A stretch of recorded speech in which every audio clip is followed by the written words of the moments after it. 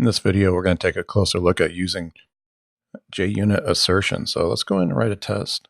I have the index controller up, and we can see that this has two methods. I'm going to clean that up a little bit and expand this out. So we have two methods.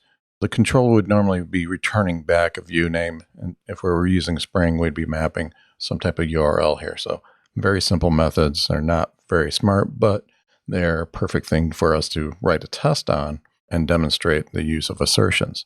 So I'm going to come into IntelliJ, and I'm going to hit Option Enter. So after hitting Option Enter, I can come to Create Test, and you can see here the dialog. I'll get that centered for us. So it's giving us a name, a package, and I'm going to check the before, create the setup, and then we'll create test methods for both of these. So I'll say OK, and yes, we'll add that into Git. And you can see down the bottom right corner, I am on the assertions branch. So now I'm going to say index controller, just call that controller. And in the setup method, I will create that controller. So remember that before each is going to be running before each of those test methods. And let's come in here, and now I can run the test and say that my tests are all in the green because they're not testing anything right now. Now I can come up here and say insert equals, and it's always expected, followed by the actual. So we're going to say controller.index. So that's one way of writing it. Now I'm just going to copy this.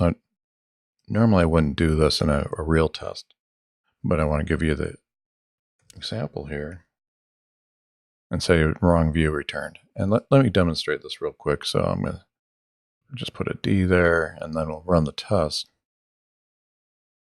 And we can see that I get my error message here, wrong view return. So these little messages can be very, very handy. So I'm going to fix that. And now let's show you a different technique.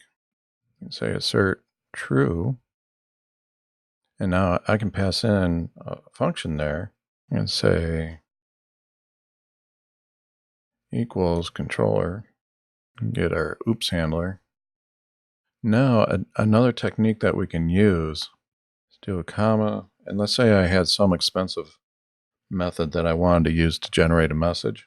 I could do that in a lambda and say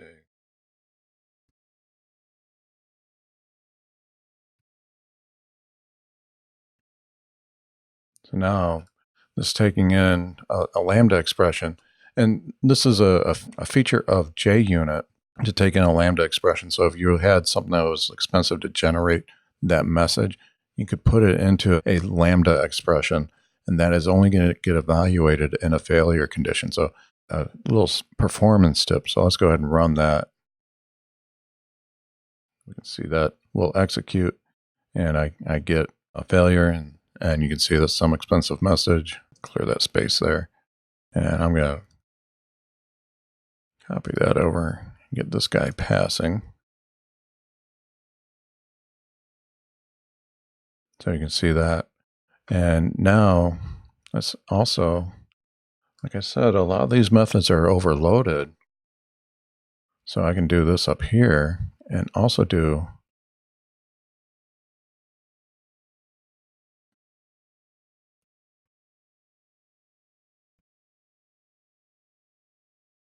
so again, I'm saying there, make me only if you need to, and I'll show a failure of that real quick.